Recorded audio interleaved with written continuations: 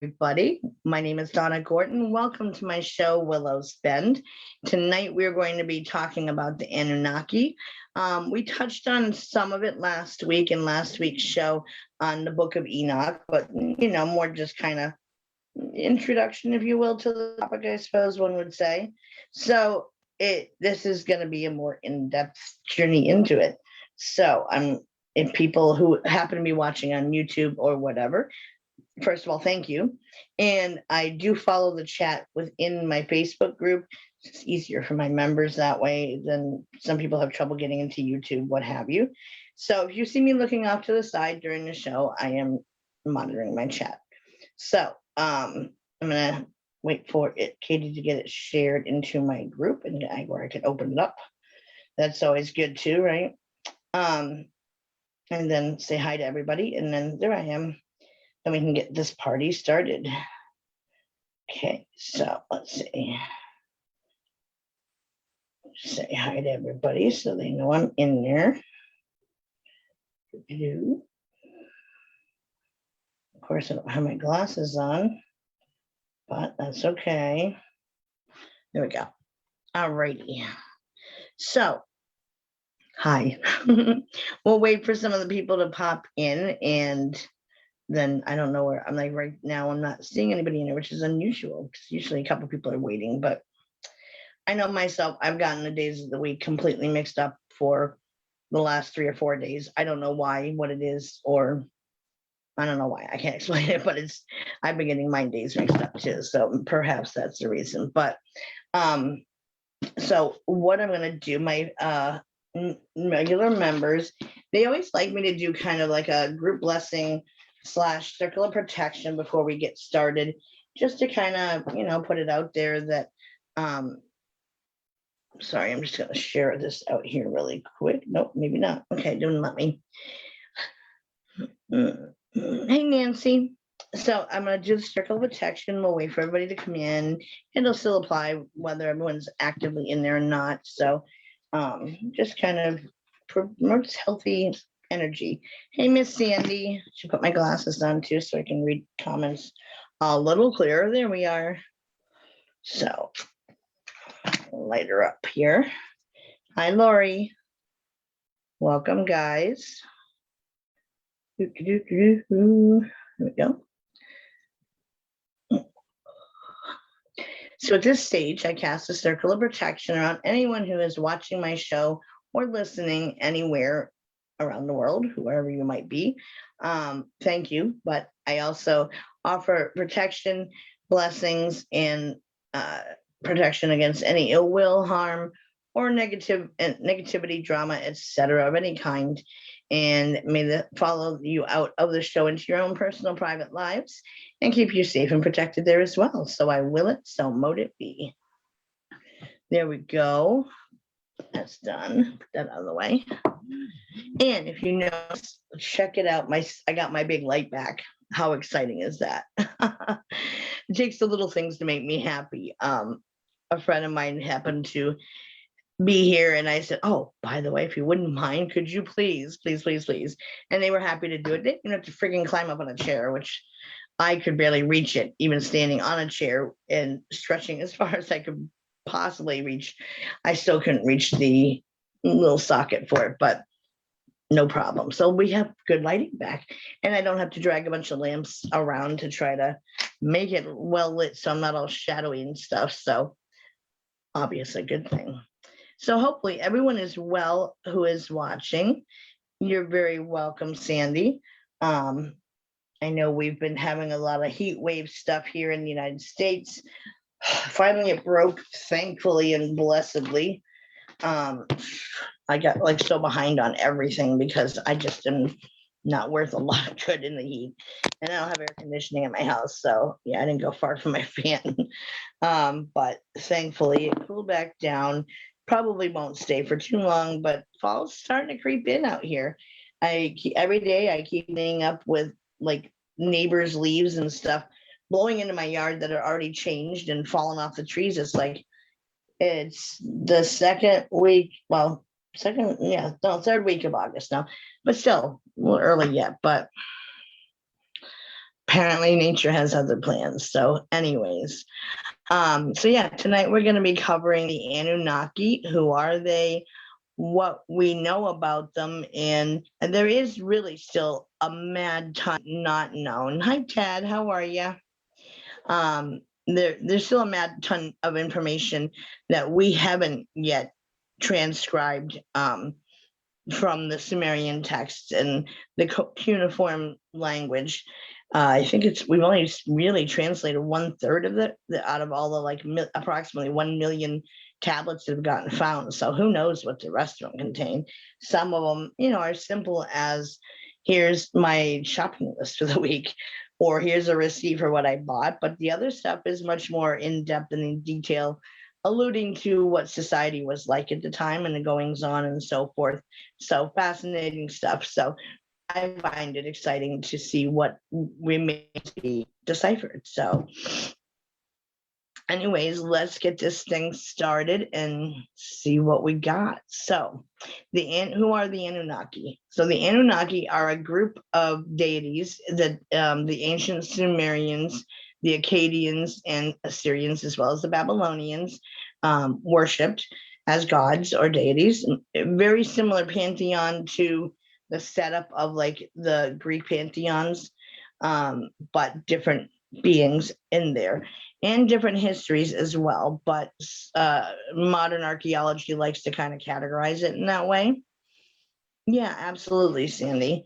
So in ancient writings, they are descendants of An and Ki, the god of the heavens and the goddess of the earth. Their primary functions were to decree the fates of humanity. That's stated several times in some of the translations that have happened thus far of the cuneiform tablets that have been found. And when I say tablets, I don't mean like, a computer tablet or something. I mean, obviously, it's like a piece made of clay. They would carve the cuneiform symbols in it and then bake them to make them hard as rock, essentially, and stand the test of time. So, hi, Stacy and Tanya and Annette. And there's all my peeps and Marianne and Ronnie. So, according to the Sumerians, which really is the most ancient society that we have any records of, and really does push the timeline back to, I mean, even science is kind of getting hard to have to keep denying the existence of all of these ancient sites that predate the flood.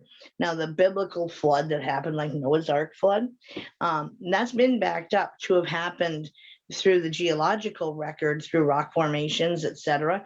That yes, there was a great flood that was uber destructive worldwide. Almost virtually every people around the world, they all record this in their early formation histories of them. And so it's been postulated, was this not a undoing of, or like where human society started, like right before that, but more of, was it a reset for humanity?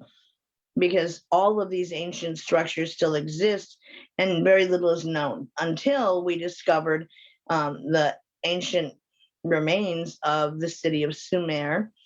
Sumerians are the people who live there, obviously. And we were finding all these cuneiform tablets and writings on inscriptions and artwork and so forth. And early archaeologists and scientists really first thought that they were kind of more like designs and just kind of decoration. Well, then there's my other Sandy. I was wondering where you were, lady. Then hidden behind like a wall fresco, they found another wall relief, and on it had like the Anunnaki figures of, that's in all of their representations of them. But the message it had was written in 3 different languages. And from that, they were able to figure out what the cuneiform text stands for and to decipher it.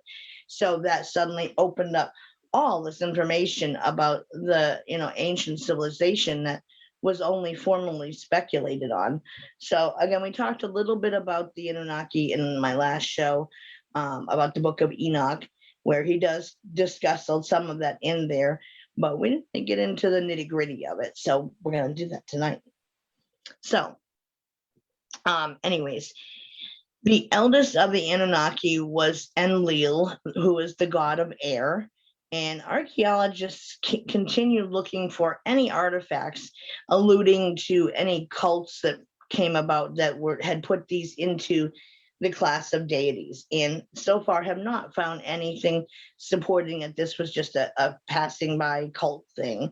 There's no evidence of that, but they kind of want to stick it into that little cubicle box. But there's nothing in support of that. So they were thought to possess extraordinary power, and shown in all of the artwork and the carvings, the stonework carvings and such, as of having tremendous physical size. So giants.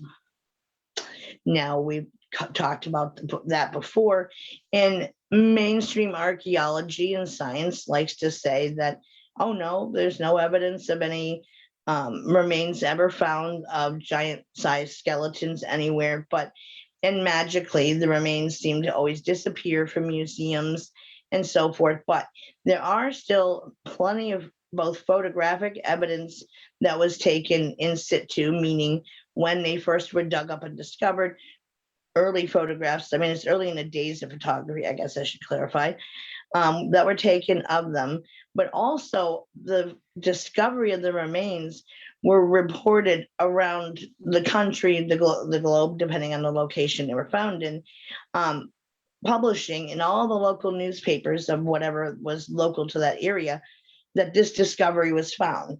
So where would that, that kind of lends credence that it had to be something that was found. And virtually almost every single population of people around the earth, no matter what group they come from, have ancient stories and mythologies to their lore that talks about a race of giants having once walked the earth.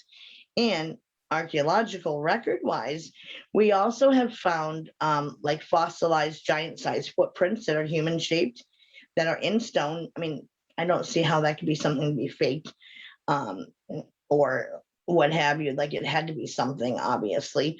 And because these stories are across the globe and still actually believed in some locations, that they still exist but are kind of in sleeping mode.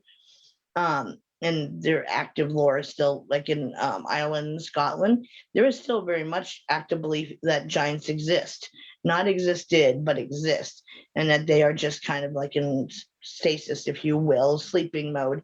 When they're ready, they'll wake up type is how the kind of the lore goes. But the way back in ancient Sumeria, all of the Anunnaki were shown in the artwork whenever they would show them with one of the Sumerian residents. They would be probably at least twice the size of the human who was approaching them, or if they were walking and shown like standing in front of a throne where they were sitting on, they were giant size and tiny little human. So, I mean, that had to come from somewhere. And even if, the mainstream archaeology likes to all say it's all mythology, just stories, but every myth has to start somewhere based on something somebody saw and maybe couldn't describe it any other way. And even if there isn't archaeological evidence to back it up, doesn't mean it didn't exist. It just means it hasn't been found yet. So, at least that's my belief in it anyway. But it's considered pseudoscience or pseudo-archaeology or conspiracy theory. Yet more and more evidence is coming forward that, hey, this is something. And how long can you refute that? So there still continues to be discoveries of ancient civilization remains that keeps pushing back the timeline of saying there were advanced civilizations that existed, that we didn't just jump from, cavemen, Neanderthals, up to our modern Homo sapien forms into, having all this enlightened knowledge, that there was something that kind of introduced that into cultures around the globe, because that transition really did kind of happen in the same time frame globally. So it's thought Mesopotamia is thought to become the birthplace of human origin, like we all came out of Mesopotamia, and that knowledge spread out around the globe, but it all kind of jumped from a hunter-gatherer society, just to kind of review a little bit from last week. Hunter-gatherer societies where they were always on the move, and it was all about survival. Yes, there were very early, we're learning more that Neanderthals were not just like dumb caveman, but they had some intelligence, maybe not as high as ours, or different, and that, it manifested differently than ours. That they had some burial practices, so there was an awareness of death and what it meant. People didn't just drop and they left them where they died and moved on. There were grave goods found of them, maybe early statues that were made by hand, or flowers and things that were common and alive during the time frame that the person died in.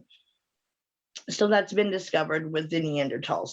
But that is still a huge leap to go from that kind of population of people up to these who suddenly knew how to farm agriculture, like advanced agriculture, and waterways and water distribution, irrigation systems that rivals modern day systems that, even predates the Romans and Greek use and discoveries of creating these things.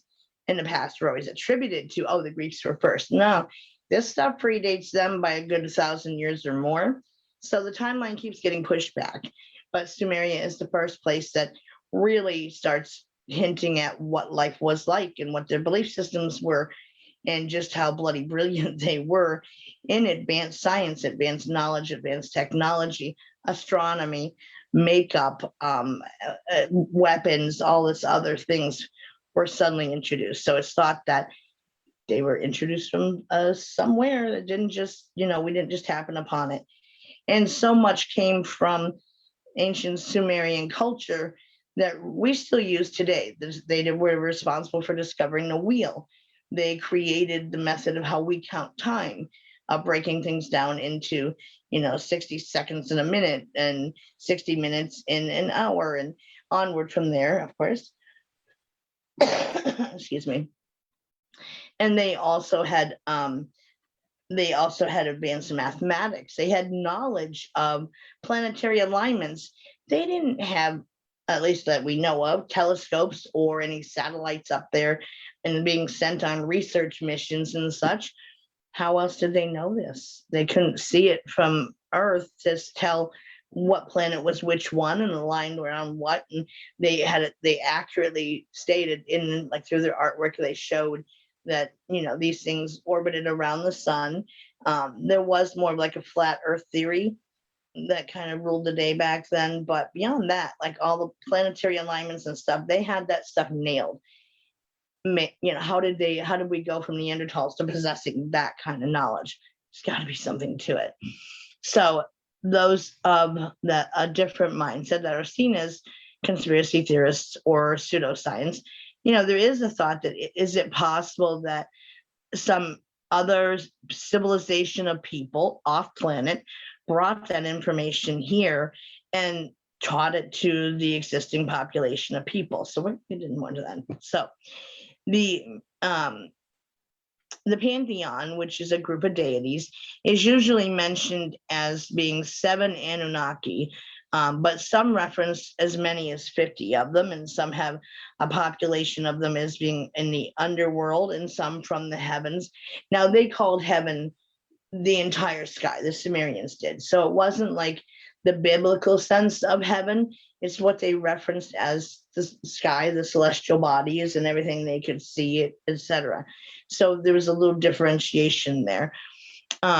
Major deities in Sumerian mythology, always based in truth, again, were associated with specific celestial bodies.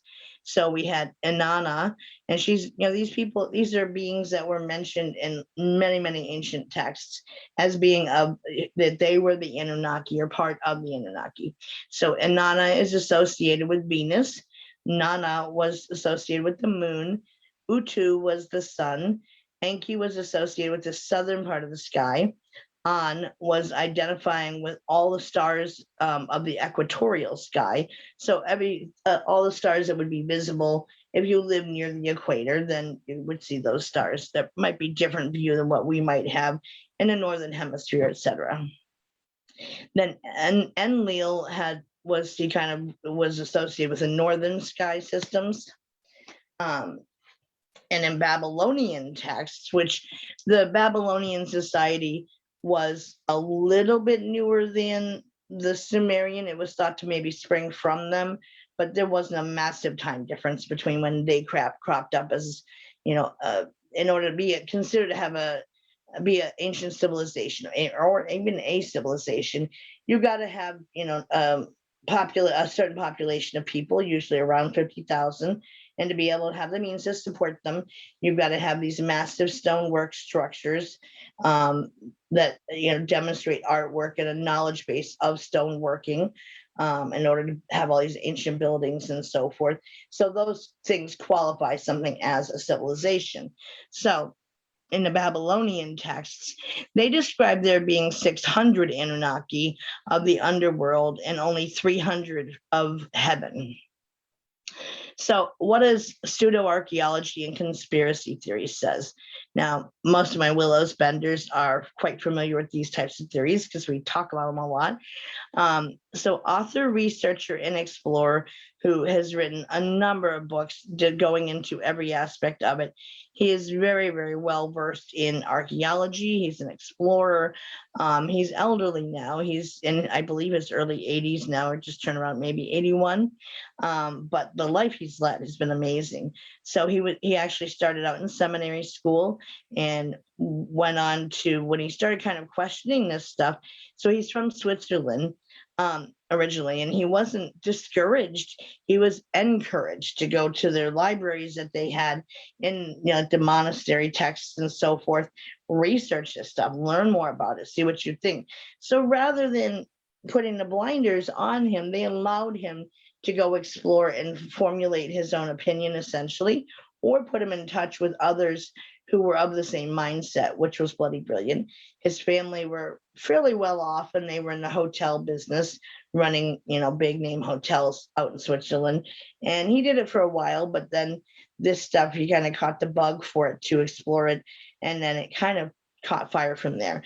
So his name is Eric von Daniken, and he wrote initially Chariot of the Gods in 1968, and he developed the ancient astronauts theory, and he claimed that extraterrestrials had visited prehistoric Earth. And he explains the origins of religions as reactions to contact with an alien race. And he offers the Sumerian texts in the Old Testament as proofs, kind of substantiating this. And he's been around the world exploring all these ancient sites and has massive evidence kind of in support of this.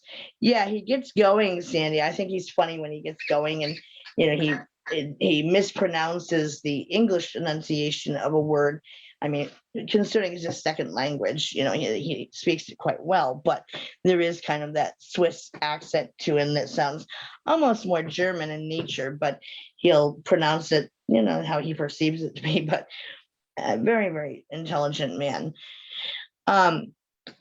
And there was also Zachariah Sitchin. I always want to put a T in there, but his last name was not Stitchin, it's Sitchin. I actually realized I was doing that after I probably got a page and a half of notes. I said, oh crap, wait a minute, there's no T, and had to go back and edit my notes. He claimed that the Anunnaki were actually an advanced humanoid extraterrestrial species from the undiscovered at that time planet of Nibiru, which, according to how he described Nibiru as being, NASA did discover a planet located where he said it was, but they called it Planet X. So it is out there. We don't know what it contains because we don't have the technology to really go exploring that as of yet, or at least not mainstream science. Military maybe, but mainstream science doesn't have a knowledge of it. But Zachariah Sitchin was really kind of considered the godfather of a lot of these theories and had written innumerable books. Much so, him and Eric von Daniken were really the headliners, if you will, like the go-to people for knowledge about this stuff. And Eric von Daniken, he reports that he was even asked to attend several conferences to speak secretly, meaning they weren't made public knowledge that he was speaking there for NASA, etc. But you couldn't go public that these talks were happening. And he always reported there were people who were firmly ensconced, highly respected individuals in the field who would approach him after his talks were over and say, that on the down low, I totally support your theory, but I can't go public. It would destroy me. Those scientists and so forth, they really count on their ideas, their papers and such getting published in respectable, magazines, research papers, etc. That defines their career. So they're suddenly going like polar opposite from mainstream belief system with how things are viewed by the majority of the rest of them. It's game over, career ends. They get laughed out of their field and lose all the reputation they worked years to get.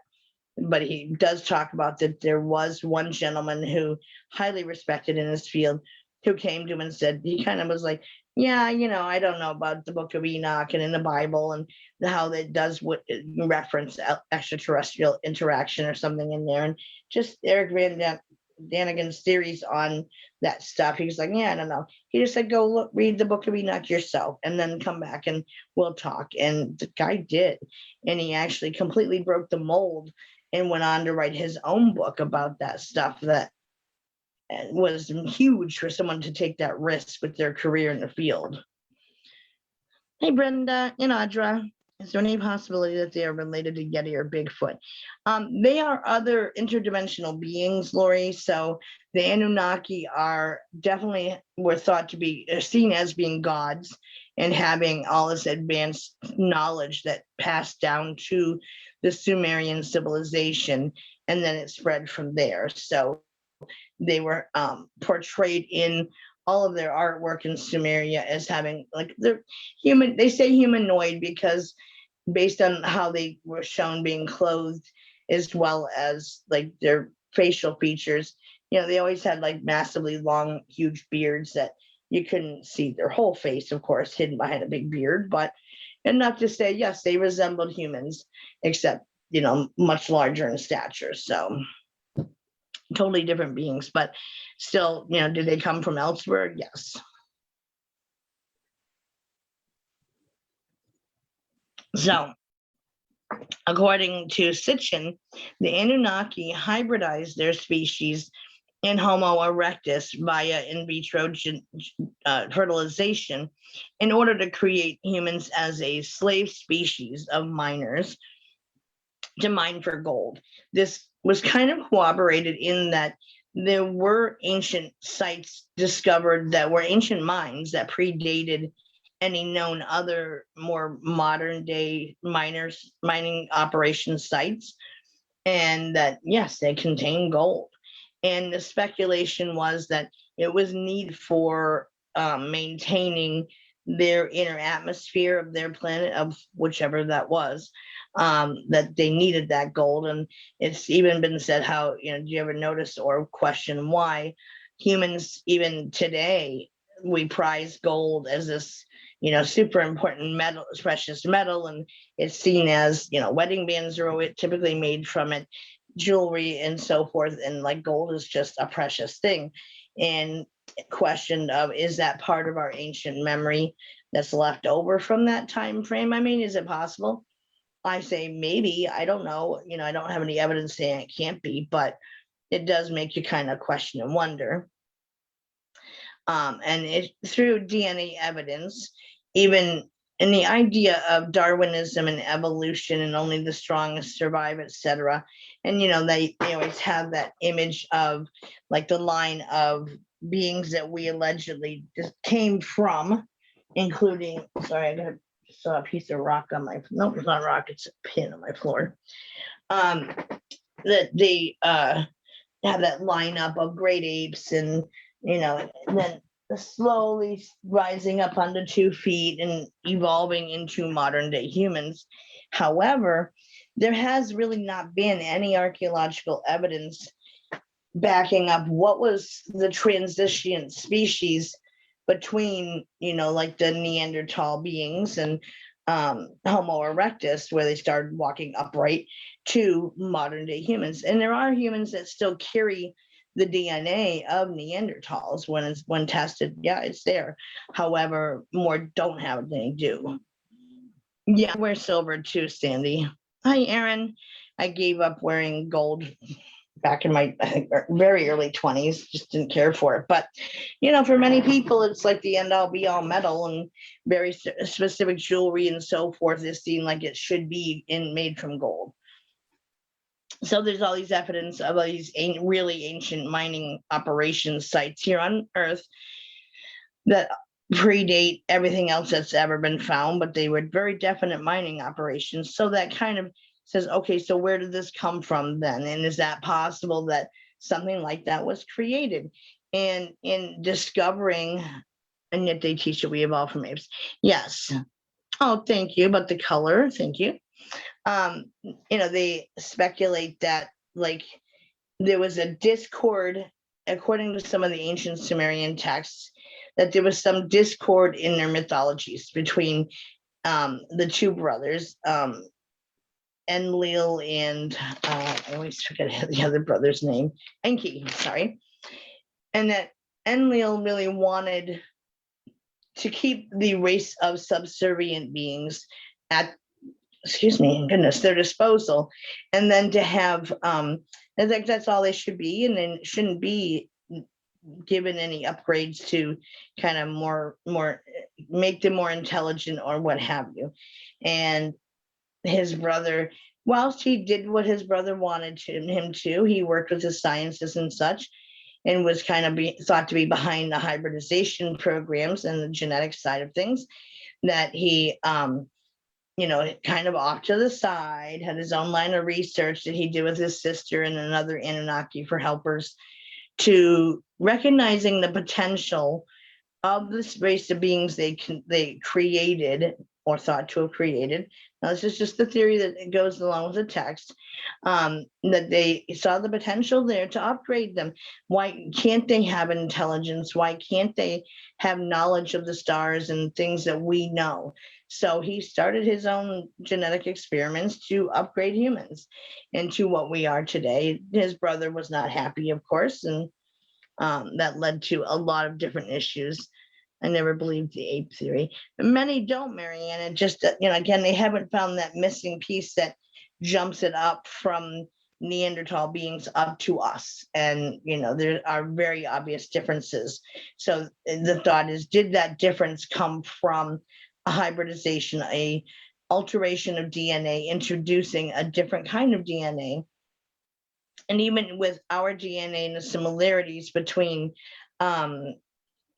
great apes and us, there's like a 98% similarity, but it's, hi Shannon, the thank you, Audra. The similarities between us and great apes is only like 98%, but that it's worded in a scientific report on it, that it's not a combination of them, but more like an alignment of them. So kind of like the two strands of DNA were combined, but not of the same evolution thing. And they also point out that evolution in and of itself is a very slow process for things to gradually evolve over time. It can take things hundreds of thousands or millions of years to evolve into higher states of being. And yet in a 50,000 year period of time, here we are, and we are smart, and we can figure out and problem solve things, so we can build great things and so forth. So it's thought that, somebody had to kind of teach them that. So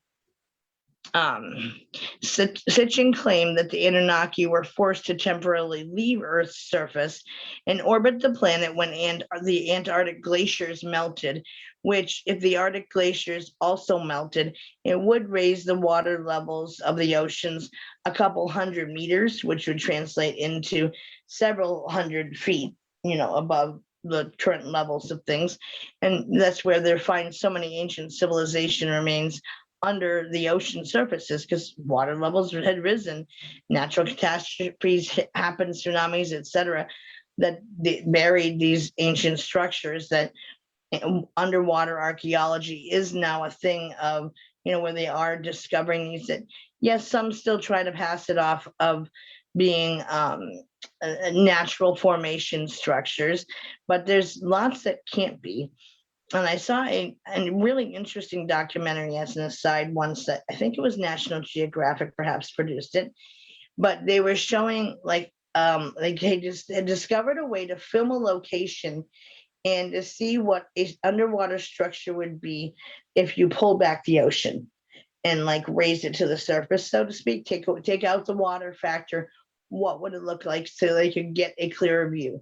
So they would map the surface of something and draw that into the computer. And so as a computer program, so it would give them a full picture of what something would look like above water and uncovered. And doing so, some of that they have been able to discern, is this a natural structure or not? And when you see square blocks in a natural lineup that are precision cut, obviously that hasn't formed from ocean currents, so it's got to be something more. But anyway, so it's thought that they left the surface of the earth to orbit above as the glaciers were melting, and that caused the Great Flood, which is recorded worldwide, and that it destroyed a lot of the Anunnaki bases they had on Earth, and that these had to be rebuilt, and the Anunnaki needed more human help in this massive effort to rebuild again.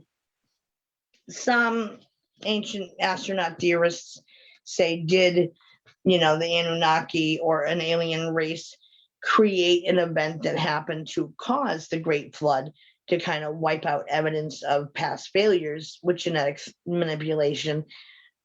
I personally, I think it was more of a natural thing, whether it was, something, an asteroid hitting the earth, causing these tsunamis and so forth, and ocean levels to rise, and the melting of the polar caps and so forth. That's what my thinking. I don't think they caused it, but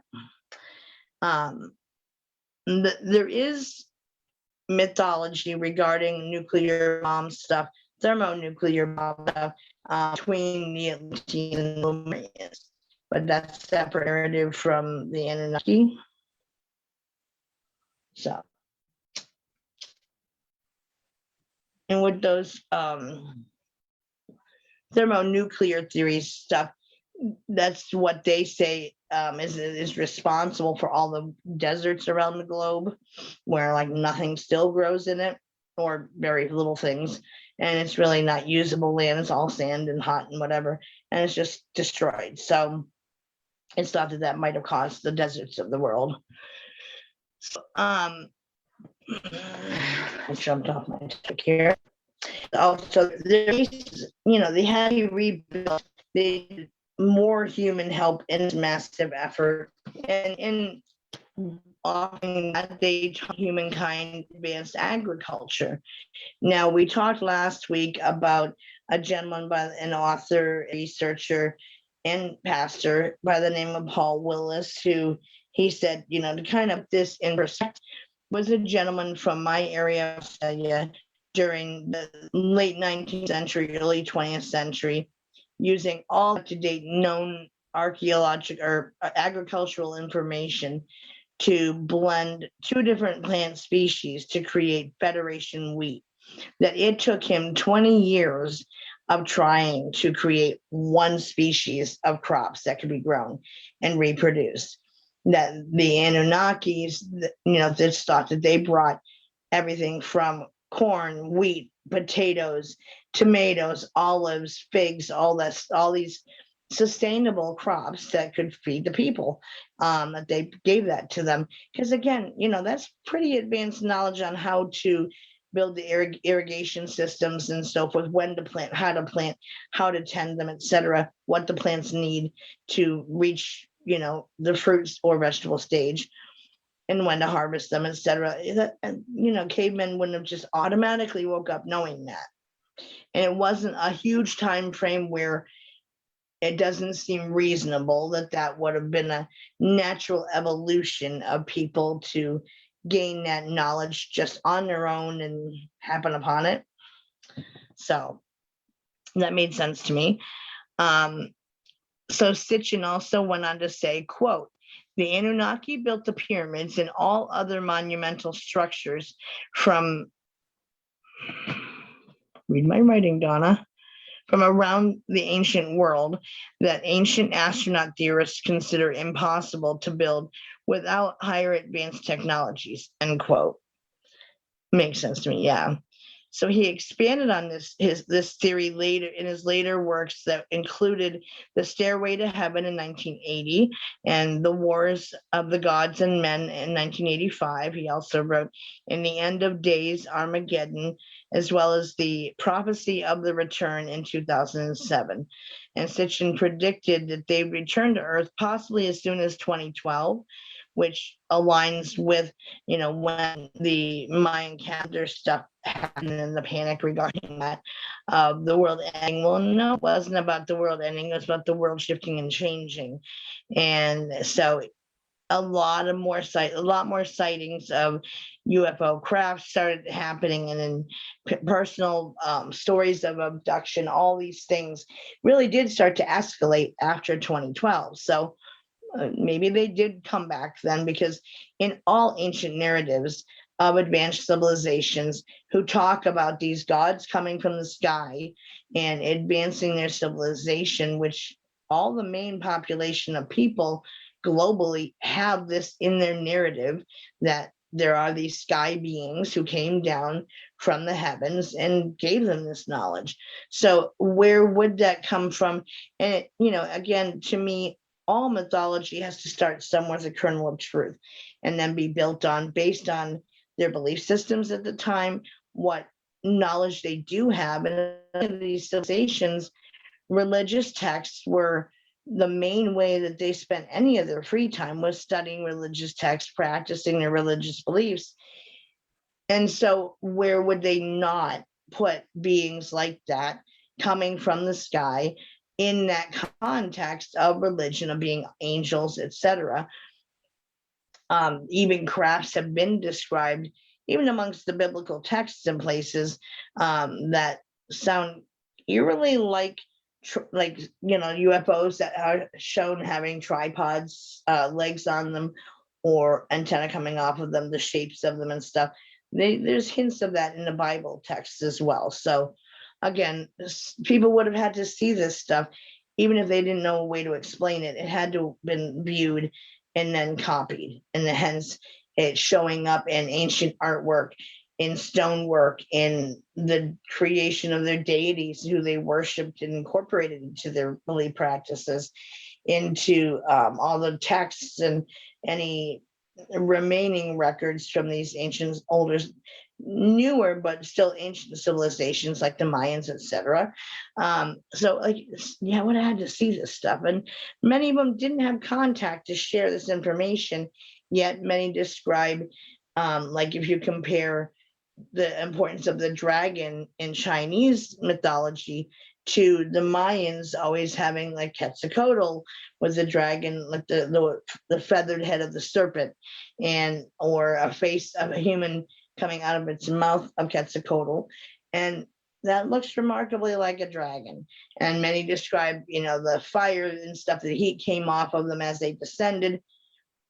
That funnily mirrors takeoffs of our crafts that we build and rockets and so forth, that the fallout from that is very similar to what we experience when we have our crafts land and take off. So last one I saw was in 2017. I saw several UFOs when I lived in Missouri. Very cool.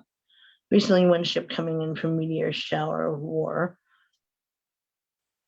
Cool. I've never, there are things I've seen where I wasn't sure if that's what I was seeing or if it could have been something else.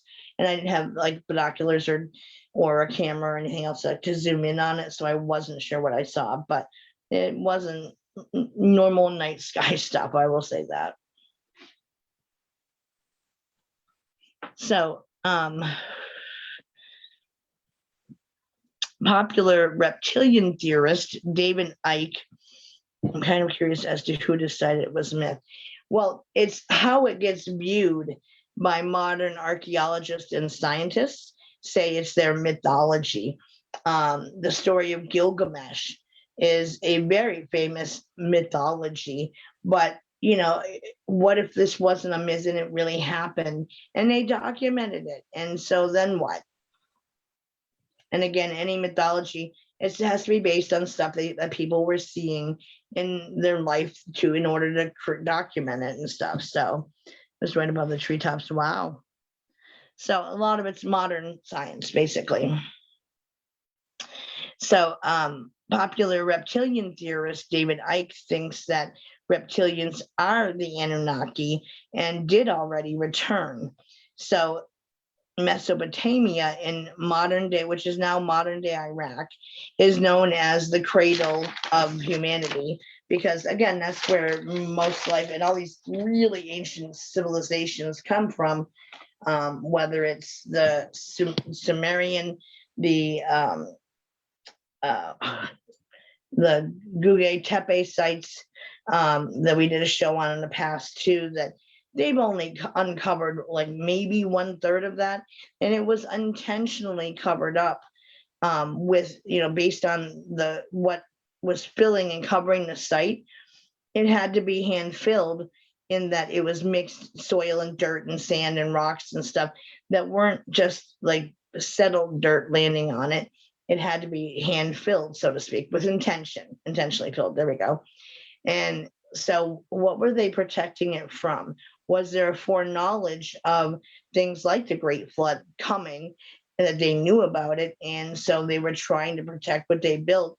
And what better way than burying it under, a mile of dirt or whatever, like I don't even know how much weight of dirt that would be, but an immense amount, so that most of it's still covered and they're still working on it. Some of it they've decided to leave for archaeology in the future to discover and uncover when there's more advanced technology even then compared to what we have now, to let them explore that and preserve it. Whereas if it's uncovered now, it's going to be exposed to the elements and start to crumble, decay, erosion, etc. So they've only dealt with the one area thus far. Made no sound, moved faster than anything we had during that time. Wow. It almost seems like that what they want us to think. Well, of course, it's what they want us to think. And, even with the military recently coming out admitting interactions with craft that they don't know what they are. And that's just, of course, it's been going on much longer than they're disclosing. And it's just a tiny little bit of what they know, because they're going to protect what they know against, other countries having an awareness of what they do really know, what pots their fingers are really in, any reversed engineered technology that they've come across and stuff. They're going to hide that. So they're going to paint only a sliver of the picture that still makes them look in the best light. So is the Bible considered mythology? By some, yes. By some people, yes, it is considered like a mythology. Others, depending if that's your belief system, swear it to be truth and take it, every word of it, literally. Others, it's thought to be allegorical and to not be taken literal, but more to be teaching about lessons and so forth, but not taken literally. But there is stuff in there that has been cross-documented with, modern day archaeology has confirmed the existence of things that the most they can say date back to biblical times, when it was supposed to have happened, that this artifact is that at least that old. So it was around during the alleged time when Christ allegedly lived. So they play it safe, but it has been verified as far as that. I have listened to Bob Lazar, yes. I also find interviews with Emery Smith fascinating as well. Bloody brilliant man. So originally, of course, Lori, Sumer was a handful of city-states ruled by priests, each organized around a temple called a ziggurat. And these were dedicated to the Anunnaki worship and were layered pyramids with flat tops on top of them. And it's thought maybe were they if the Anunnaki were alien beings or from off planet, was that so those structures actually more like a landing pad for them, or did perhaps at some point those structures open up? We don't know that, of course, but that's one school of thought anyway. Yeah, he is very interesting, Sandy. So these communities were considered to be, quote, servant slave populations dedicating to serving the temple gods or the Anunnaki. Over time, the priesthood rulers gave way to the kings. And we talked about last time with the king's list in Sumeria and how they documented time and the unit of time they used, and how at pre-flood time frame that the dates listed on there for the kings had multiple thousands of year rule per one individual king. And then post-flood, it suddenly tracked like a simple human existence. So it's questioned if the Anunnaki were advanced beings from elsewhere off planet, were they considered the original kings, and then, or at least their original descendants, and then from there they transferred power over to humans, perhaps. So what we know of their history is from some 500,000 cuneiform tablets that have been discovered, but only some as of yet have been translated. There's still a whole mad ton that haven't been. And like I said, we don't know what those contain, and it's going to be interesting to see how that plays out. But before the involvement of the Anunnaki, humans gained concepts of time, money, and debt among only a small portion of contributions and to our modern societies. I mean, we still use these things today, and somehow they managed to survive from way back prehistory and really ancient, 100,000 years ago, to now we still use those Sumerian methods that they had knowledge of. But where did they get the knowledge is the question. The Anunnaki subsequently, the Sumerian also, they gave the Sumerians knowledge of astronomy, complex mathematics, how to build, etc. Beyond, back then it's thought that if they were by the known accepted archaeological timeline of things, they'd be building all these structures out of a chisel and a hammer. Yet you can't slide a single piece of paper in between most of them. They don't have anything holding them together as far as like cement or anything. And there's such precision that we can't even reproduce the exact results or the same cut marks on the stones. We don't have tools today that show those same cut marks of like the shape of them perhaps, or with the precision. We don't maintain the ability to get that kind of precision. The closest we have is like the diamond headed drills and stuff, but there's much more. And it's thought maybe sound waves technology was used to move them and stuff. And science is happening upon more of what all different frequencies of sound can do and have an impact on the human body, etc. So maybe there is something to that sound wave technology that perhaps couldn't allow them to, with precision, cut these stones and or at least move them, which are multi-ton pieces, hunks of precision cut stones into place to build these massive structures. The aliens gave it to them. Well, yeah, that's the school of thought, Aaron. So the founder of the Theosophical Society, Helena Blavatsky, her book, The Secret Doctrine, asserts that the Anunnaki are also of the reptilian race, and the survivors are still around to this day, and that these also influenced the Lemurian civilization as well. So, we've all heard we've done a show on the reptilian conspiracy theories that are out there and so forth. So, there is something to that. But if they were, saying speculation, say if they were reptilian race aliens, could that be the serpent described in the Bible? but it was given because of the discord. Remember how that experimentation was going on where the one brother wanted just the slaves to work in the mines, etc., easy to control.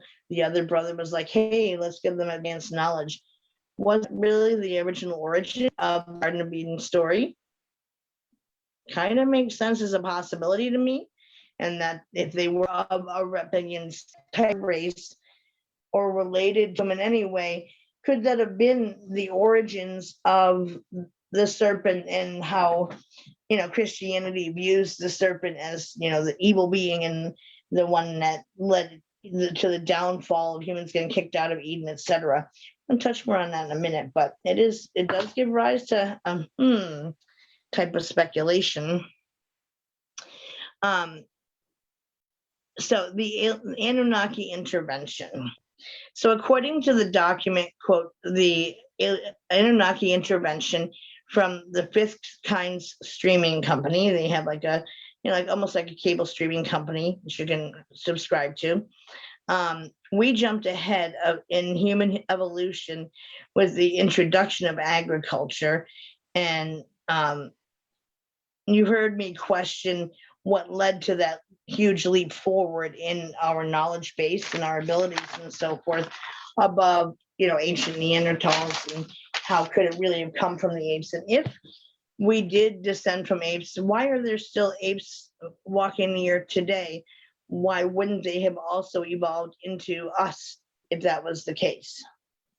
I've never heard of a valid explanation of that. Maybe I'm missing something to the theory of evolution, but it seems like they would have also evolved into modern humans if that we were descended from them.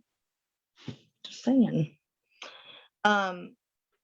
So from the development of the history of Neanderthals and Homo sapiens of about 50,000 missing years, and with the corresponding evolutionary link that hasn't been found between the two jumps of what led from Neanderthals to us. So it took one man 20 years, like I said, to hybridize two plants in Federation wheat. So where did they gain the knowledge of suddenly being able to, and even like those amazing tiered structures of agriculture that many South American cultures had in order to work with the water they had to get the most out of it to water all the other crops. And they had tiers, so in raised crops that stood above, under like a bed. We can still make raised gardens today.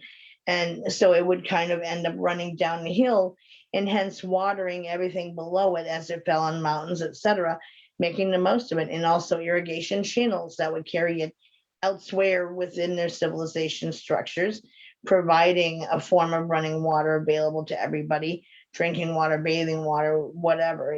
They channeled it to other places in their formation of their cities. So cave art, Neanderthals, spear throwing survival to, hey, let's suddenly grow 5-10 different kinds of crops, be good at it. Oh, and so animal husbandry was also in play at that time. The knowledge of how to domesticate certain animals to bring certain in them through breeding and so forth to make sustainable animal herds that can maintain, used for and for like, with the wool to make clothing, etc. out of things of that nature. How to do all that, it doesn't seem like something they would again just kind of happen upon. We weren't descendants, right? Tanya says, completely agree. Evolution should continue if it ever happened. We are closed-minded. Yeah, it's encouraged to be closed-minded and to resonate with society's view of things and not think anything different, or you're then pseudoscience. You're laughed at because you're not going along with the herd. Talk about animal husbandry. If we were created from a race of slave beings, and had that kind of low range mental capacity to just be the worker bee, go do your job and that's it, and not think much more than that. Well, how many people haven't evolved past that today? Way too many. So Hey, Renee. So this began in one area of the world with 12 crops instead of just one in Mesopotamia, but suddenly cropping up all around the world with this complex rapidity with the people, because it's not known, like they didn't have any known contact with each other to like meet and say, let me teach you this. So how did everybody around the globe learn those skills, or most population of people gain these skills, if it wasn't done by word of mouth, direct interaction? Exactly, we are programmed.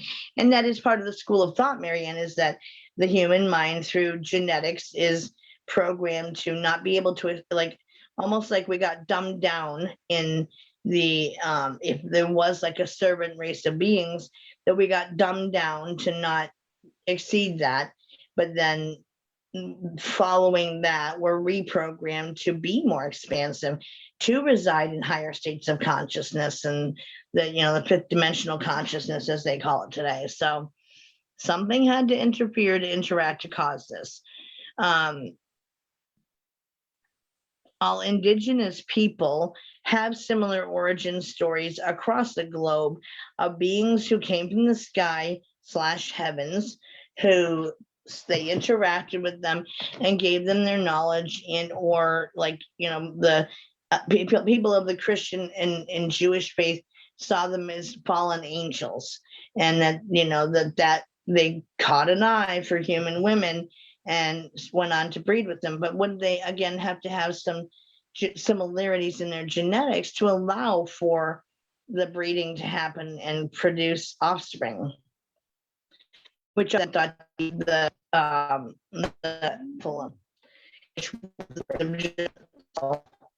and so I think aliens chose a selective few for evolution. The rest has to evolve on their own. Yet there are some that remain, and I think if anything that could also point to the idea of there being interaction with certain civilizations, because there were still tribes of people around today in very remote places who never had any contact with any modern people, to expose them to modern technology and so forth. And they did live in a hunter-gatherer type of society. They may have, like permanent structures they resided in, made of like grass and straws, whatever, bamboo, what have you. But they still are. The basic structure of society is more of a hunter-gatherer survival mode. And yet there is the Dogon tribe in Africa who didn't have contact with modern people until I think it was like the 1950s, and they maintained knowledge in their stories, origin stories of race of beings that came from the star cluster of Sirius. They've been identified with Sirius C, which science hadn't identified as of then, but did then later go on to discover a Sirius C star system, and called it Sirius C. But they said that the beings came from there and taught them all about astronomy of the sky and all this ancient knowledge, but they still maintain that very primitive civilization to them. So very interesting.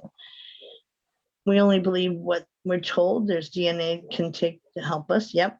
How does the monkey evolve into man? Well, correct. And where would apes still, if did, directly come from them?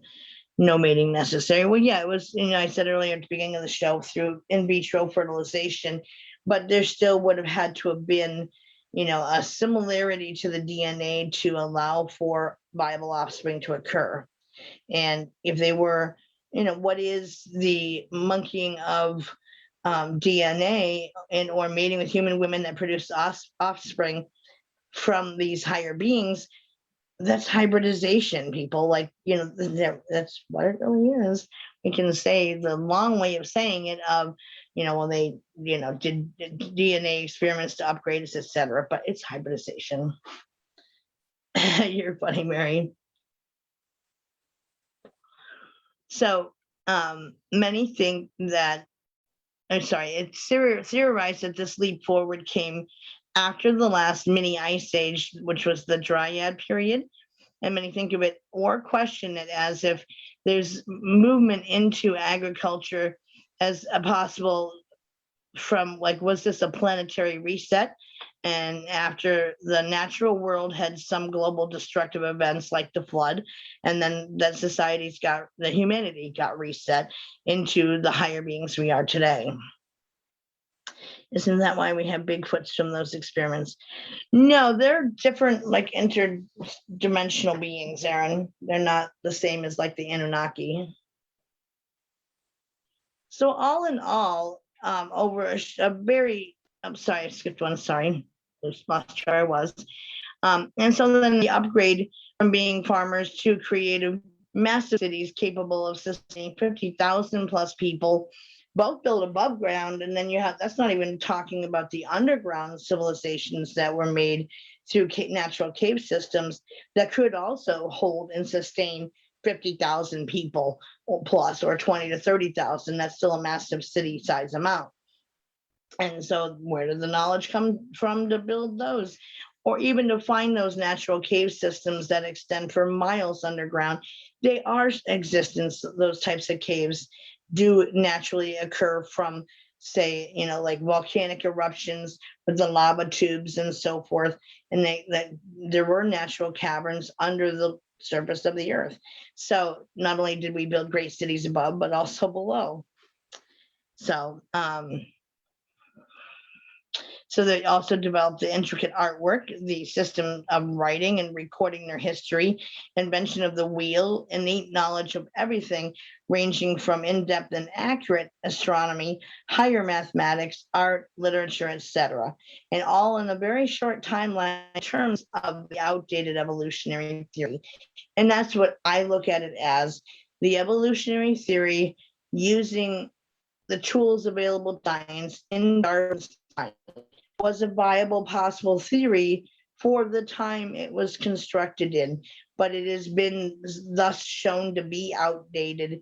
So science needs to kind of loosen its grip on it a bit and look at the remaining artifacts. And I mean, there's too much to ignore, yet they still try to hold on to it and write it off. And again, write it off as pseudoscience and pseudo-archaeology, meaning sub-level, it's not mainstream accepted. It's, conspiracy theorists. We're nut jobs. But, hey, we are all nuts, right? There's nothing to that. I interestingly saw some news report. I want to say it was like an interview with a news reporter who said, even just in the time frame of when COVID came out and stuff, and everybody was following mainstream media news sources as the valid, viable information, and everything else was just conspiracy theory, nut job stuff. But really everything that was put out there by conspiracy theorists is what played out to be true. And the information, most of it put forth by mainstream media, has been proven to be false. It's not us, it's others that were here. Right. I asked the same question, Erin. She did. So, okay, uptown, baby. Another supporting evidence found in Charama, India cave art was found depicting UFOs and alien-looking figures that seem to be wearing some sort of like suits and helmets, and spaceships, UFOs that had like tripod legs to them and had that cylindrical shape to them. So the person who really discovered these, J.R. Bhagat, said that, quote, the findings suggest that humans in prehistoric times may have seen or imagined beings from other planets, which still create curiosity among people and researchers. The craft shows having like antenna and tripod legs, like I said. What species native to Earth in their area had shapes or designs like that, where else could they have gotten those types of things? Hey, Miss Ramona, how are you, beautiful lady? Nice to see you here. I appreciate you popping in. So like, with what your view is of what we create in our artwork and what we make are things that is known to us, and we're trying to recreate them, to have like another thing to stand for things. So what in their natural environment of India showed in ancient prehistoric times when this cave art was created, had three legs and shaped like a UFO, or showed beings that looked like they were wearing some sort of a suit. And I'm not using even the term spacesuit, but wearing some sort of a suit and had what looked like a helmet on them. Nothing else. I mean, like, what else could it be? And since I was a Bigfoot my last life, I got tired of eating bananas and having to hide.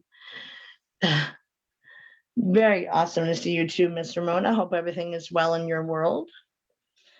So in 2009, a Syrian clay tablet was found talking about the other major texts from both the Bible, Sumerian, and Babylonian texts, which really all kind of backed up each other and supported the information presented. But the Bible, we talked about the last show, the timeline of when like the Sumerian texts were created versus when the Bible was written.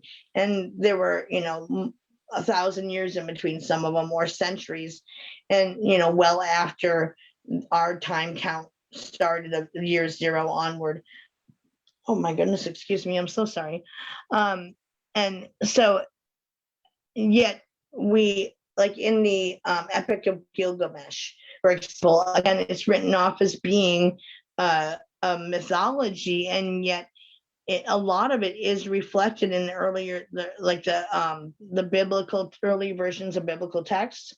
And older to that, it talks about the ark story and the great flood well before the biblical texts were created. So how can an ancient artist have plans for both the biblical version of Noah's Ark? And so there was also in some of these ancient stories, like barge-like structures put to lash together, creating Noah's Ark. And then there was also one that a scientist rebuilt based on the description from ancient texts, that could have been like another version of Noah's Ark that held a population of people and supported animals, was big enough to carry it and stay afloat. And he rebuilt it. And so, but there's similarities between all these things, but a lot of other texts read the Bible's version of it.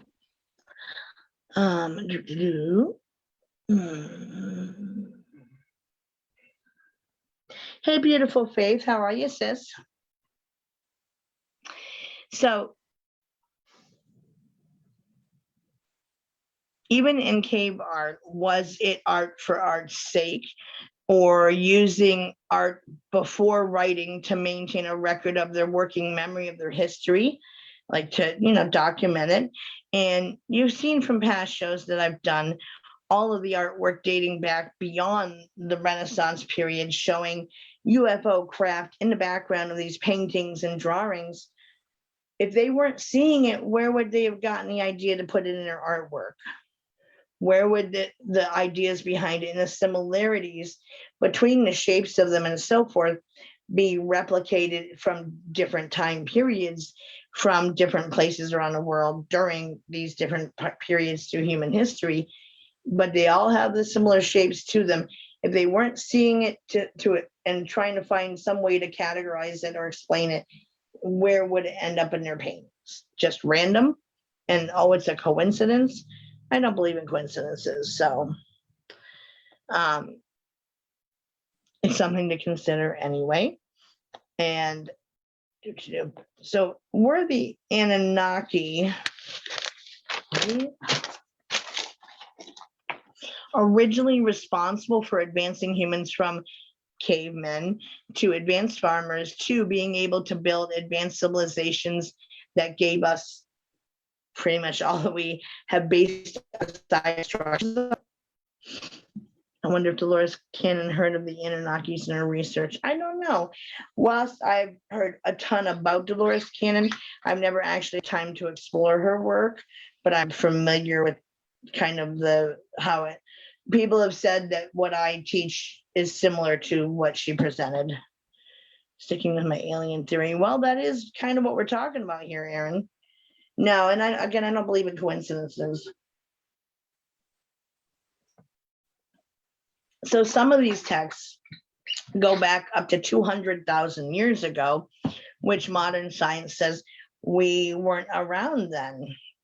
And what got rushed through in one of the last shows that I had jotted down, it was a messy version of it because I didn't have a ruler to use, but I came across it in the last minute of my research. Let me find it now because it's pertinent. So let me just see where we're at here. Okay, ancient civilizations. It should be at the end of these notes here. So the show I did on ancient civilizations just a few weeks ago,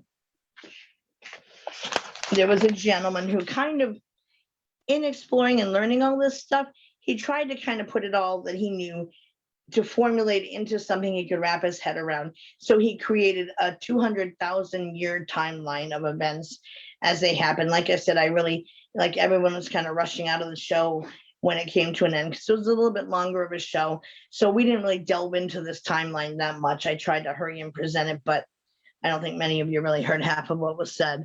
We are all alien babies, correct?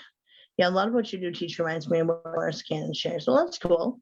I've heard that a lot of it's similar. So I personally have never had the time to explore. It's one of those bucket list things I always kind of mean to get to, and it just never seems to happen to have the time to do it, but not for lack of wanting. Some weeks it's a push to get this research done, and I'm doing it right up till the start of the show. So, all right, so this timeline that was from the Ancient Civilization show a few weeks ago.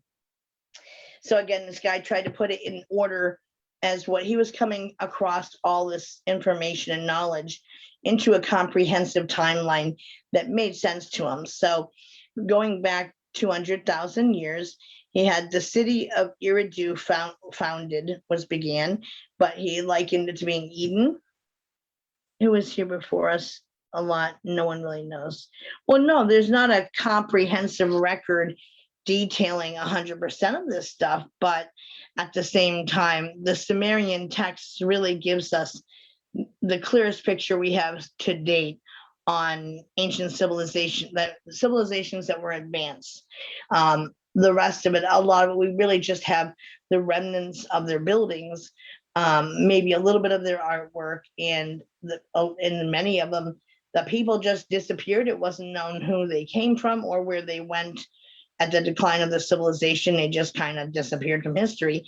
So that's all we have to base it on. But Sumerian texts fill in a lot of those gaps for us of what life was like in at least their civilization. The only thing that's on file before us is the dinosaurs. I disagree with that, but and Stephen thought was that another science experiment by higher beings that visited the planet, the dinosaurs. So 200 years ago, this guy put this on this timeline he created for the city of Eridu founded, which he said, in the ancient texts is likened to being Eden. So you're not going to be able to read it, of course, because it'll be backwards on camera and my scribbling shorthand and notes and such. But so partway through is prior to 50,000 years ago BCE, before current era. The Sumerian kings list was found to date to, and the first dynasties of Sumer were described in the kings list and who ruled them. 50,000 years ago BCE also was thought to be around the time frame of when Atlantis existed. And then after 20,000 BCE, pyramids of Kemet were built. The Indus Valley civilizations cropped up, and I did a show once on the Indus Valley civilization, and that was thought to be kind of a utopian society, a golden age of humanity, if you will, in that there was no sense of rulers. It really seemed like all members of that society were on equal footing. There was no class system set up for, like, well, I'm above you, I'm more rich than you, you're poor dirt, you don't count, etc. Everybody was equal. There was absolutely no evidence found in the remains of their civilization indicating any ruling class, any priesthood or otherwise, and just like everybody was equal, which, is kind of cool. And so those were all lost civilizations that are now gone, and we just have here and there remnants found of them. Göbekli Tepe was thought to be built dating back 12,000 BCE, and this really, Göbekli Tepe really pushed the timeline back from what science had thought it was. They couldn't deny the dating on it, and from the debris found within the cracks, or organic matter found in the cracks of Göbekli Tepe, they could do carbon dating on. You can't really carbon date stones because they're millions of years old, right? But then date the carbon material found or around these structures. And that's how they kind of get an idea of how far back they go. Darling, you climbing on me now is really not ideal. I love you to pieces, but yeah, no.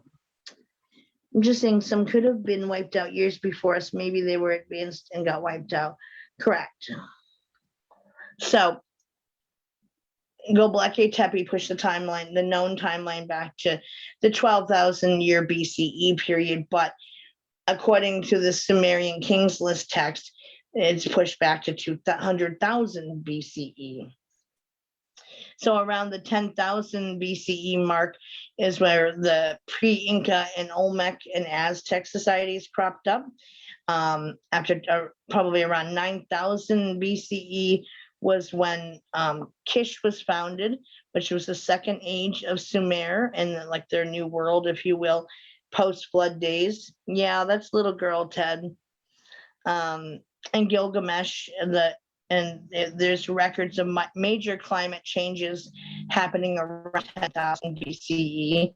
And then the third age of Sumer and the Fertile Crescent Valley happened, is thought to have been about 6,000 BCE. So that's where it's thought most of these civilizations are from. The King's List is still being debated over the accuracy of the dating of what's presented in the text of it, but everything else they date is done accurately, so can that really be thought of as just made up or something else? I'm not so sure. I think they got wiped out many times, started over with new species of humans. Yes, absolutely. So Darwinism doesn't fit because we're in no way designed to survive out in the wild. We, as the modern day humans, think about it. We don't have any of the traits that modern day like animals and so forth have for survival skills. We're not venomous. We don't carry poisons. We don't have any sort of unnatural armor or fur or glands that produce spraying toxins or whatever. We don't have any of that. We're pretty vulnerable beings in and of ourselves. So isn't it possible then that lends credence to us coming from a higher race of beings where things of that nature of having to survive and that primitive structure isn't needed? What makes you think? So, and if there's nothing between being really from an ape to us, shows an act timeline for evolution. So then around 4,000 BCE, we saw the cropping up of dynastic Egypt with the pharaohs, and the bear with me, Ashurbanipal library was created. No, but still have venomous mouths. Oh yeah, our brains can be venomous too, but we don't have all the other things that like animals and other mammals have for survival skills. We don't have any of that stuff. Hope prophecy that we are in the seventh fire. Humanity went to sleep and woke up 6 other times. Yeah, and this earth can be older than we think. We cannot think beyond what we see. No, most can't. And it is thought that, we only really are aware of 1 or 2 other ancient civilizations before us, but that it's thought to be at least like the 7th incarnation of us or versions of us that existed. And it's just the older structures that still exist we're really from the last two possible ancient civilizations, like reset of humans, came about from those. And that's all we have left surviving to modern day, is those artifacts, those structures, etc., to give a hint of the existence of these. But science still doesn't want to really look at that. Good night, little sis. Good luck at the doctor. Good night, Mary. Oh, there it is. I'm getting tired. Plus my roommate's doctor's appointment tomorrow. Good night, Mary. Thanks for coming. Hey, Stacia. So, and then around 3000 BCE, the Roman Empire gets created and crops up. And from there, we lead up to the current era. So that's kind of like the timeline this guy created. But again, it pushes us back from 6 to 8,000 BCE up forward to, 200, back to, I should say, 200,000 BCE instead. So much older. So let me find where I left off here. Okay.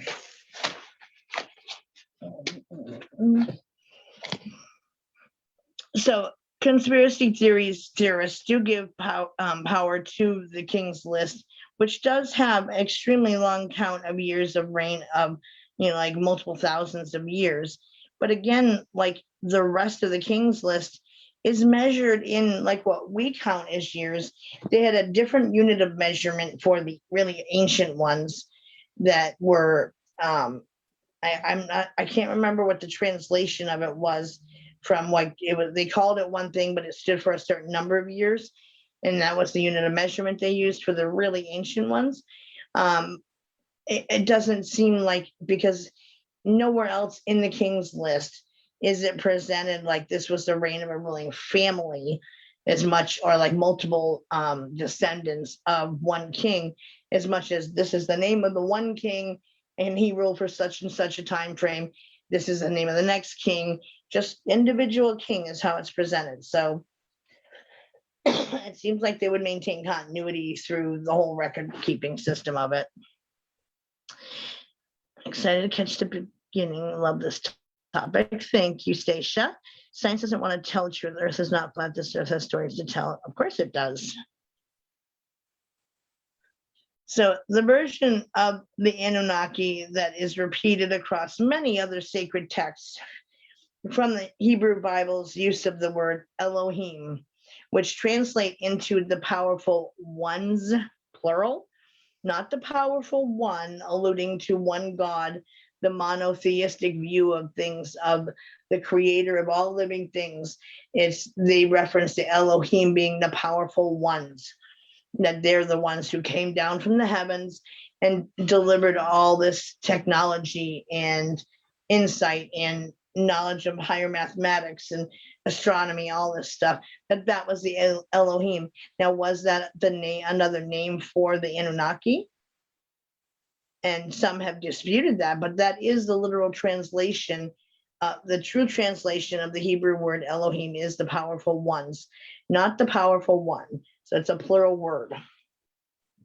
The Essenes ancient Dead Sea Scrolls, and again, we already talked about the Dogon African tribe and their stories of alien beings having come in the Sirius star systems and given them advanced knowledge of the astronomical nature. But they also cited, long before science identified it, a Sirius C star system that we didn't find out till the end, towards the end of the 20th century. Yet they reported this way back in their ancient history and their oral histories, from way, way, way back, that these beings visited them and taught them about the, the layout of the galaxy. And this is a very remote tribe that still lives by very ancient tribal ways. Yet they contain knowledge of all the galaxies and planetary alignments are. And why would they have that, but not other advanced knowledge? So somebody had to have given them just the astronomy side of things. So then, comparing the biblical version of the Anunnaki with the Nephilim, which is thought to reference the Anunnaki. So in biblical terms, the fallen angels saw the daughters of men as beautiful and wanted to mate with them. And could these fallen angels have been otherworldly beings instead? If you just switch that one word from, or words, a description, from fallen angels to extraterrestrial beings, whatever, higher beings, it changes the whole outlook view on stuff. But, according to biblical canonized text, meaning the text that the originators in the Catholic faith, etc., who created the modern day version of the Bible, they handpicked which things would be in the modern Bible, right? We know this. And, if they put that in there, it would have thrown off all of the belief system of Catholicism, which alluded to that these, that God, we were the only beings created here on earth by God, one God, and that's it. And that's it. Like, there is no other beings that existed yet. Again, the stories of the giants, they are residing, still believed in some civilizations around the world, but the stories of them having existed. Now, the Bible references them as being akin to men of renown and, like honor, which is similar to how the Anunnaki were viewed. And others view them, which I think would be, at least to me, my personal opinion, those that view the giants. Hey, Miss Yvonne, how are you, lady? Much love, and I will definitely talk to you after the show. Wink, wink, nod, nod. The Anunnaki were seen in as like honorable men with all this wise wisdom and advanced technology stuff, whereas those that view giants as being all this warring tribes and the red-headed giants that would rip the heads off of people and drink their blood, etc., that those were the Nephilim. But the Bible does still say that they were men of old and renown. Big difference in the view there. Well, we'll work around that, Yvonne. So again, that kind of divergent view of the Nephilim. So, again, from biblical teachings, they were fallen angels, but they still are beings that came from the sky, from the heavens. But what else did those people have to call them? So if one puts it in that perspective, it does give a bigger view of it, in my opinion, and it should be at least considered. And the hybridization with them taking women as wives was said to create the offspring from their mating called the Nephilim, who were alleged to, again, be the giants, and the Anunnaki were giants and of tremendous physical size, quote unquote, from the Sumerian texts of describing the Anunnaki. So validating the Sumerian text, which was written long before the biblical text written. So were those authors of the biblical texts drawing on some of the Sumerian knowledge and lore to create their stories of history and how it happened, but just kind of change certain wording of it? Or, that a translation is only as good as the translator. If you are not extremely well versed in a language, it is easy to botch a translation of something, and then that becomes what's thought of as the known meaning of a word, but it doesn't always mean it's 100% accurate. So, and we know that, the modern version of the Bible, the quote King James Version, that has been rewritten into virtually every language in the world 50,000 times over. So the original Hebrew texts then got translated into all those languages, and somewhere on the way there's going to be, sorry guys, sorry, tab tipped over, sorry, all that out of the way. Let's hope I'm not frozen. There we go. Sorry guys, I kicked myself out. Damn it, Donna. One job, let me go back in. Good Lord, Donna.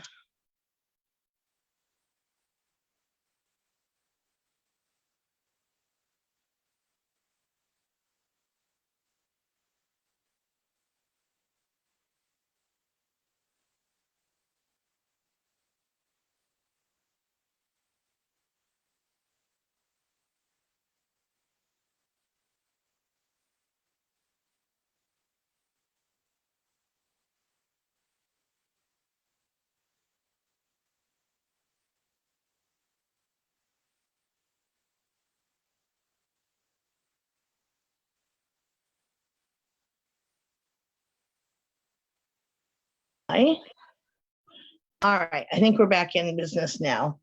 Sorry, as my tablet tipped over and then kicked me, like froze it and tipped me out. Who was saying to air it, but using Katie's Facebook feed, which just transferred me to her post, like the comment section of her post. So yeah, we got it. Hopefully you guys got me now. It shows I'm live and good to go. So hopefully we are. Yeah, I didn't know I was being seen and heard. There is also a bit of a delay in what I say versus when you get it to, like a 20 to 30 second delay. Thank you guys. I'm glad you got me now. So was the Bible kind of taking some of the ancient Sumerian texts and origin stories and changing it to make it their own, of the monotheistic view of there being one God, yet some of the stuff kind of got lost in translation and or was equated to what they knew and believed in from the Christian faith, and yet it was presented as being, not fallen angels, we'll say it that way, in the Sumerian text, but coming from heaven is kind of how it was put in the Sumerian text, but they were listed as being fallen angels in the Bible's view of stuff. But this kind of is repeated throughout the entire Old Testament. So again, we're the Anunnaki originators of the human advancement that then spread throughout most cultures across the globe, and explain the missing info and narratives that the archaeological records can't otherwise explain.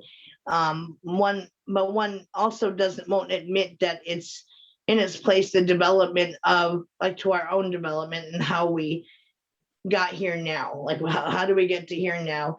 That those narratives kind of fill in that blank space. There's also 3 mysterious traits of the Anunnaki and kind of differences between us and them in the Sumerian artwork. So the ancient Anunnakis were always shown in humanoid form, but again, have several different traits as well. So let's begin. Oh, okay, let's move this upward so it's not in the way of my notebook. There we go. My notebook has gotten a little off balance from alignment, so it doesn't sit straight. So I think that's what made it tip. So just from where I keep it, basically in between notes. So in ancient Babylon, basically, the term is used to describe the Anunnaki was Sir, S-I-R, which translates to dragon or big serpent. Was this the origin of the serpents in Eden? And interestingly, the brother Enki, his symbol in artwork and texts is of 2 coiled snakes. Now, we still use that same symbol for the medical Cadius, the sign for modern medicine, of the staff with the 2 intertwined coiled snakes going around the staff and culminating at the end. So was this what were the Anunnaki, the origins of the biblical serpent, which represented Enki, who tinkered with our DNA to take us from like a slave race of beings and kind of dumb down to making us higher beings, more like them? Kind of lends credence to that too. So like the mysterious handbag that the Anunnaki are always shown holding some sort of like a handbag, and it's not ever really dealt with in their text, at least not that have come to light yet, of just what is in there. There's hints about it here and there in what has been transcribed, but not a full-on, this is what the bag is that they carried. But it's thought to hold a water of the so-called water of life inside of a box inside the bag. And it's thought maybe to hold the genetic codes for all life on both their world and ours. And they are always depicted as carrying this in one of their hands. It's like a man purse type of thing. They also are always shown wearing mysterious bracelets that oddly resembles our modern wristwatches in shape and design. It doesn't show the face of it to be of like a modern watch, but it has, the raised round piece on it with the, the band. So we got that too. So we got the man purse, we got the bracelet watch thing that they would always wear. Some say it's just a bracelet. Others think that it has deeper meaning, or perhaps allowed them to access some of their technology from their craft or whatever, but we don't know that because it's never ever, again, directly dealt with in the texts that have come to light so far. But like have other enigmatic meaning is how it was worded in my sources. And in most carvings, we also see the quote god, i.e. the Anunnaki, holding what looks to be like a large pine cone in their hand. And it's always like held in their right hand. That's my left hand, but so it's held in their right hand. And they're always holding it upwards, but it kind of looks like a giant pine cone. And many modern researchers speculate, could this symbolize the pineal gland, and that they knew how to both stimulate it and harness it to its fullest power? Maybe. Then there's also the comparisons from the Anunnaki to the Bible. In the Sumerian tablets are where we find first mention of the Garden of Eden, dating back to about 8200 BCE, before current era. One of the Anunnaki beings, that Ninil or Ninil, not sure how one pronounces that, but she was the goddess that ruled the land. And she asked the Council of Seven to create what's called Eden, which is considered a heavenly garden. And that the Anunnaki are also tied to the Watchers, who were in charge of watching over Eden. Also, the giants that are in the Bible after the Great Flood are also mentioned in the book of Deuteronomy, Deuteronomy to the chapter 2, passage 20 to 21, and also Deuteronomy chapter 3, passage 11. And again, they're also mentioned in Joshua, passage chapter 17, book 5, or passage 5. Also mentions the giants in the Bible. And it goes on to say that there's mentions of giants who roam the lands throughout many cultures around the world. So could so many be wrong, and could it just be a myth? Like, too many coinkydinks, if we will. We just call it coinkydinks. So that's basically like the Anunnaki in a nutshell, of how, a lot of all that we still have and operate in today's world really originated with the Sumerians, which were impacted by the Anunnaki, and as well as the biblical texts that got accepted. I think Anunnaki are both malevolent and benevolent. Yes, there was said to be two brothers, one who wanted us to be kept dumbed down and be a subservient race, and his other brother is what made modern humans. So maybe there is still more yet to discover as we continue translating the Sumerian texts. Again, thus far, like 500,000 have been found, but only maybe a third of those have been actually translated as of yet. So who knows what these other tablets contain? You're very welcome. Yeah, Elon Musk, right? Yes, Jake, I know you need to go out, baby. So put it all together. You're going to form your own opinions of who and what the Anunnaki are. But I think there's some credence there to some of these alternate conspiracy theories. So then, hold on, baby. Can you see future civilizations finding our crosses and talk about how we used to wear these strange bracelets and necklaces? Oh, absolutely. Yeah. You too, Audra. So next goes on August 23rd at 8 p.m. And the only topic currently left on the list is the Tunguska event. And last week we agreed we would finish everything on that list, and then I will come up with another handful of topics to start voting on again after that. So next week we'll do the Tunguska event and do that thing up. Book group is this Wednesday on the 18th at 8 p.m. We're still reading the Nature of Personal Realities from the Seth Speaks books. So there you have it, guys, the Anunnaki in a nutshell. So thank you all for coming. Have a wonderful night. Take care of each other out there and stay well. And I will see you guys around Facebook land. And if Yvonne's still in here, I will talk to you once I get cleaned up and stuff. So lots of love, everybody. And I will talk to you guys soon. Love you guys. Thank you all for coming, listening in, etc. Have a great night, guys. I gotta go take care of the puppies. So good night, Crystalina. You're very welcome, Sandy. Thank you for all you do, my mighty admin there. You too, guys. Good night. Love you.